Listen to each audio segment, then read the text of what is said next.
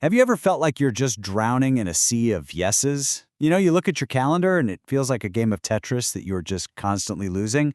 Well, today we're going to change that. We're diving deep into the art of saying no. And look, this isn't about shutting people out. It's about using no as a powerful tool to build the business and, frankly, the life you actually want. I mean, this quote, it hits a little too close to home, doesn't it? That is the sound of a calendar and a life that's just at its absolute breaking point. And this is the reality for so many ambitious people.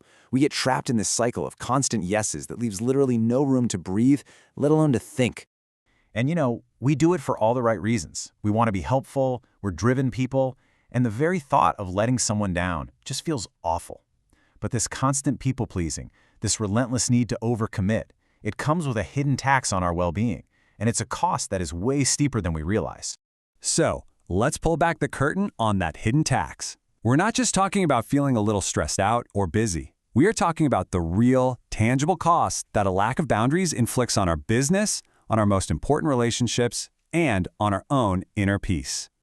See, when we fail to set boundaries, the consequences just cascade. Sure, we lose time and money because we're late or we're unprepared, but the biggest losses, they're often invisible. It's the slow erosion of trust with our team, it's the missed opportunities with partners, and it's the squandered potential of our best people. This quote right here really gets to the heart of it. The biggest loss isn't the one deal you miss today. It's all the future opportunities, the long-term partnerships that just vanish. When people start to see you as overextended and unreliable, that loss of trust, that's a price you just can't afford to pay.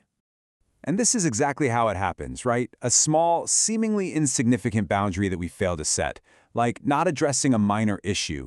It just festers and grows. What starts as a conversation you avoided blows up into a major conflict, poisoning your team's culture and driving your best talent right out the door. Okay, so how do we break this destructive cycle?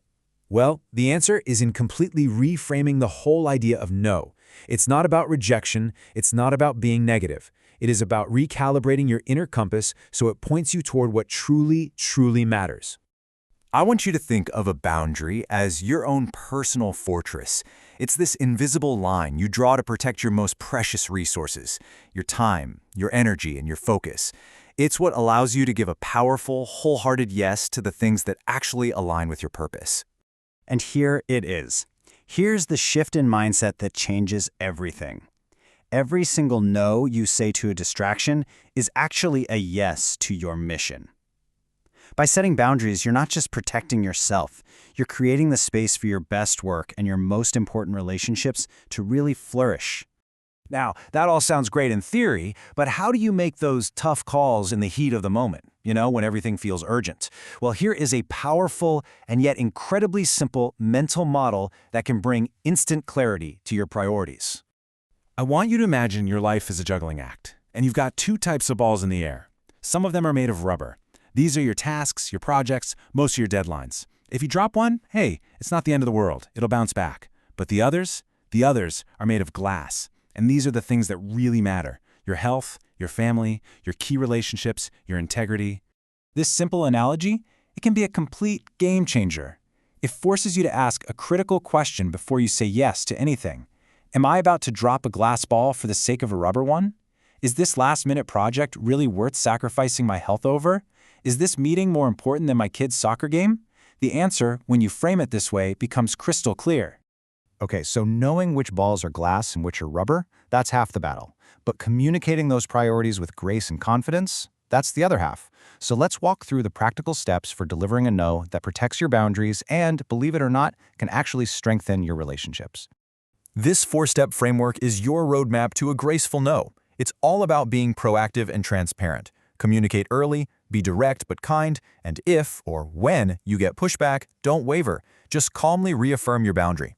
This isn't about being difficult, it's about being clear, and that is something everyone can respect in the long run. And here's a truth that's kind of hard to hear, but it is so essential to remember. Delaying a no doesn't make it easier. It makes it worse for everyone involved. Indecision is a decision, and it is usually the wrong one. Just deliver the news. People respect clarity, even when it's not what they want to hear. So as we wrap up, I'm just going to leave you with this. Protecting your time and your energy is not selfish. It is the absolute foundation of sustainable success and leadership. The next time you feel that familiar pull of overcommitment, ask yourself this question. Trust your inner compass. I promise you, it won't just change your day, it'll change your life.